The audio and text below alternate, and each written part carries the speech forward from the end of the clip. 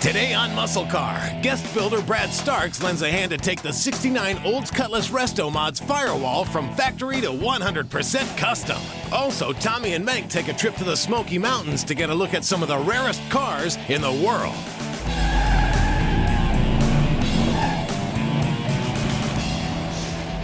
Not long ago, we plugged our wheels and tires into place on our Olds Cutlass Restomod. Those great big rollers had to have some clearance knocked into that old muscle car, so we installed a set of mini tubs that gave us the room we needed for suspension travel in the rear. On that note, for those of you out there that like to see some sheet metal work being done, we've got a treat for you. From the get-go, we've talked about morphing this car into something downright special.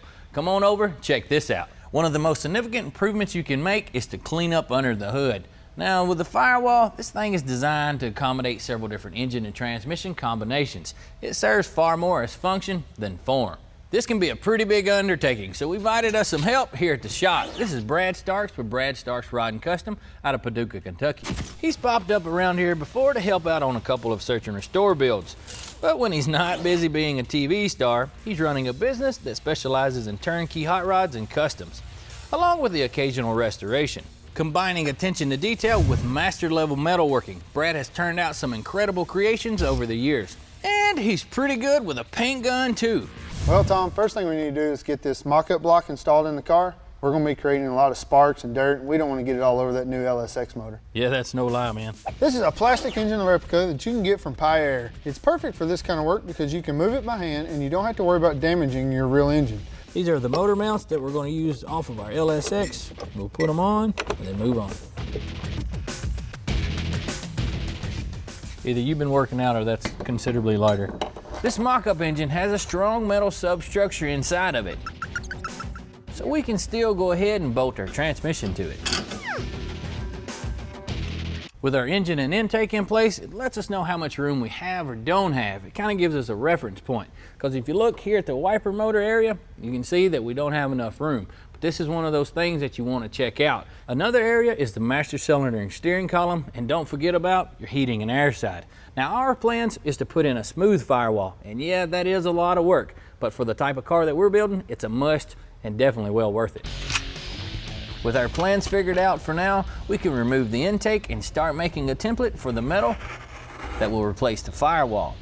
Be sure to mark where your template was, in case you have to put it on and off the car several times. Brad likes to use vinyl tape as a guide to make his cutting marks, because he says it helps to keep the line straighter.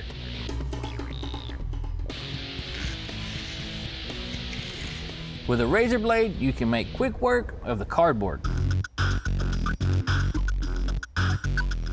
And of course, before you start wailing on your metal, it's always a good idea to check your template and see just how it looks on the car. It looks like Brad's happy with that, so now it's time to start cutting some steel. I'll mark the metal coming out of the car, and Mank and Brad will mark the metal going back in.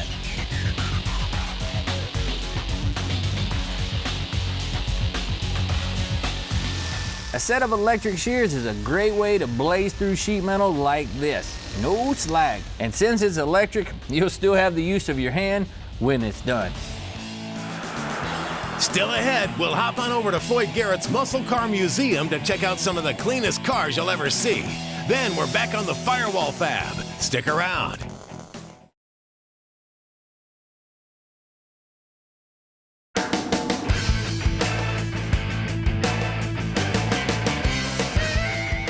If you're ever down in the neighborhood of Knoxville, Tennessee, in the Smoky Mountains, Tommy Poacher. you'll find out there's definitely no shortage of things to do, especially for gearheads. Just down the road from Gatlinburg, Tennessee, in Sevierville, is a place that's been attracting gearheads like kids to cake. That is the Floyd Garrett MuscleCar Museum. Since 1996, the Garrett Museum has been preserving, collecting, and rotating dozens of American-made cars here. Come on in.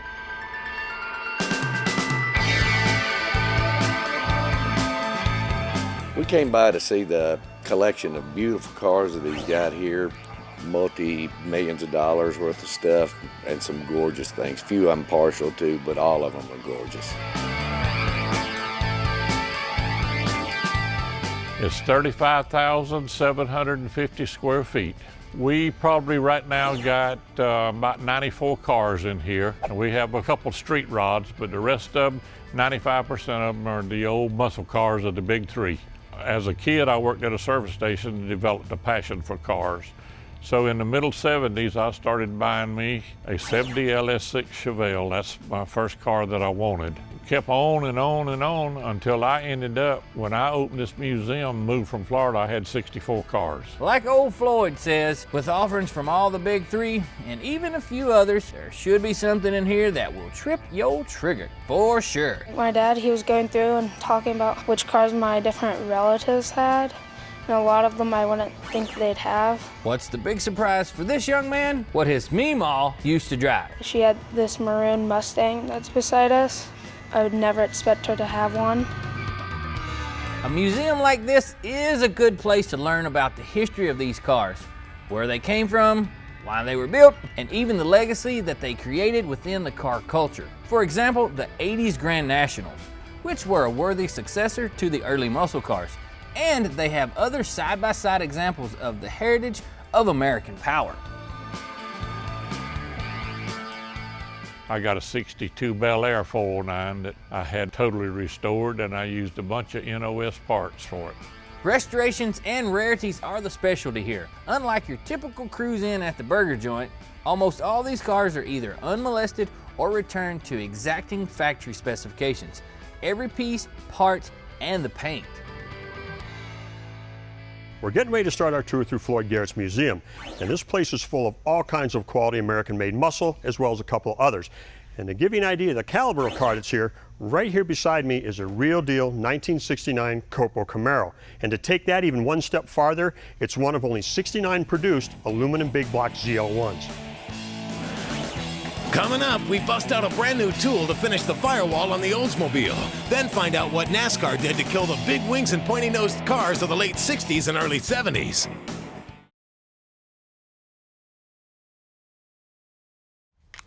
Old Mank and Brad have our replacement cut out, so I better go ahead and get this original Firewall out of the way. It's going to take a good bit of whittling, so I better get to work.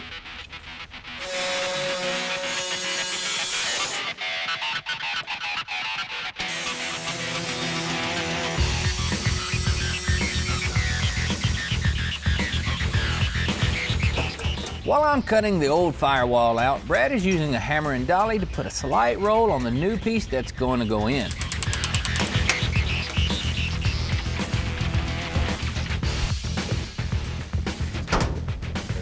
We're sitting pretty flat where we want to be up top. So what we're going to do is we're going to take the panel back off. There's a dog ear for a pinch weld sticking out of the Firewall.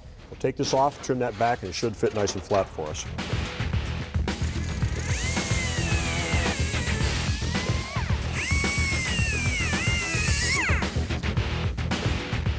For the next step in the process, we can reinstall our heads back on our mock-up motor along with the intake. Then the new Firewall can be slid into place behind the engine, and we'll use a set of blocks as spacers between the two. Brad's going to take a marker and draw a pattern on the Firewall that we'll put in the metal. You can use little things like rolls of tape and rulers to help make your rounded edges and lines the way that you want them. Don't be afraid to back up at this stage. It's way easier to erase marker lines with acetone than it is to unbend metal. We've got a new piece of equipment here in the shop that we've been dying to use. It's the Dake power hammer. Now, power hammers are commonly used to shape and form sheet metal, and this one has some pretty neat features to it. Like a 120-volt motor, meaning it'll plug into pretty much any 110 outlet. It's fully adjustable to a maximum of a 7-inch opening, and it's designed to use 16-gauge sheet steel and up to 11-gauge aluminum. Another thing, it's mounted on wheels, making it portable. We're using a step die today to make a raised panel, but they've got dies that shrink, stretch, form, heck, you name it. This is one of those tools with the right combination of skills and talent. You hand somebody a piece of sheet metal, they'll hand you back a fender.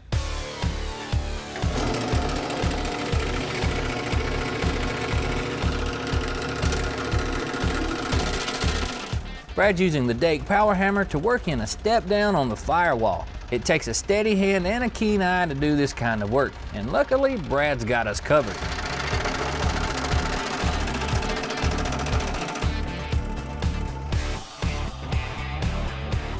The firewall had to be cut into 3 sections in order to fit into the power hammer, but now it can be TIG welded back together. One advantage of TIG welding over MIG welding is the cleanliness of the welds themselves. In skilled hands, there's hardly any cleanup to be done once the metal is welded.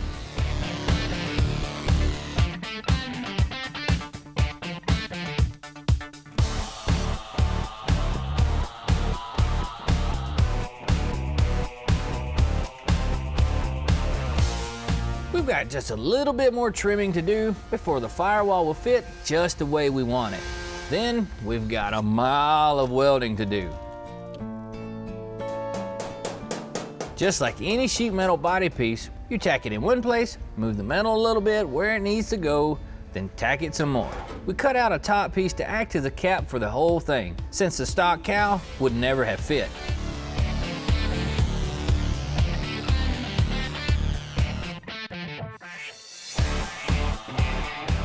Now we can move our mock-up motor out of the way to be able to get to the bottom side of the firewall so that we can work on it.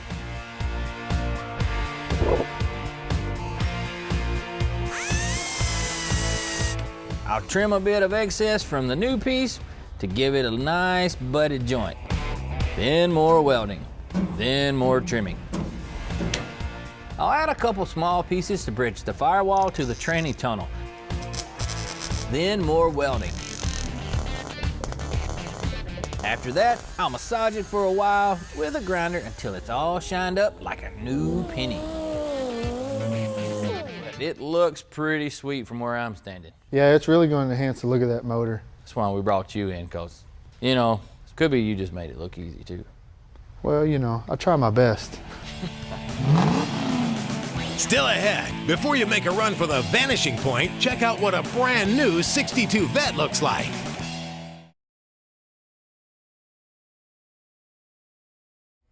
Hey guys, we're back at Floyd Garrett's Muscle Car Museum. You may be thinking to yourself, why in the world do I need to get up and go to a museum and pay to get in? Because I can go to a cruise-in on Saturday night for free. Well, these cars aren't your standard run-of-the-mill Saturday night cars. There are rare, low production number pieces of history sitting in this room. And one good example of what Tommy was talking about is this car right here.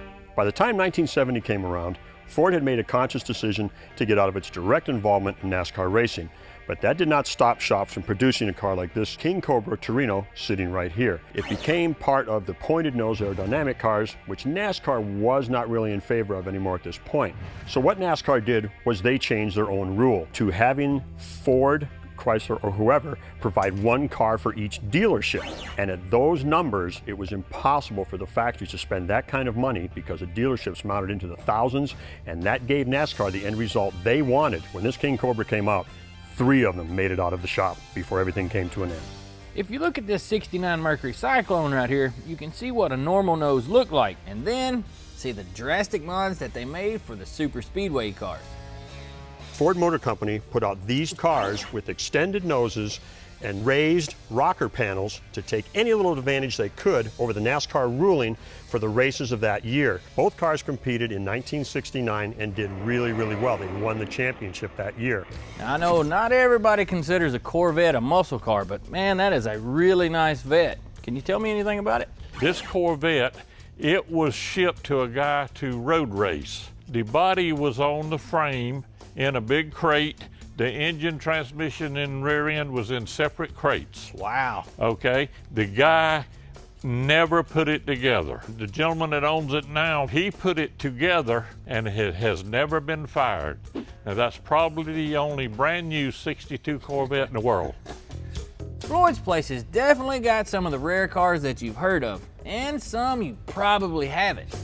Floyd, tell us about this Camaro here. Well, it started out as a regular Z28, but this is a prototype engine. Yeah. This is an aluminum block 302 with special canted valve heads, which some people refer to them as a semi-Hemi head. Now, I bought one of these engines from Smoky Unique. Chevrolet pulled the plug on racing and would not let him finish the development on these heads. Smoky told me they made 14 of these engines all total. For you guys that really like this stuff and off-brand, you'll recognize this car. This is a 1969 two-seater AMX put out by AMC in the most popular color and also the rarest big bad orange. I don't know if I could get in this car. Well, what if you had to get out of it in a hurry?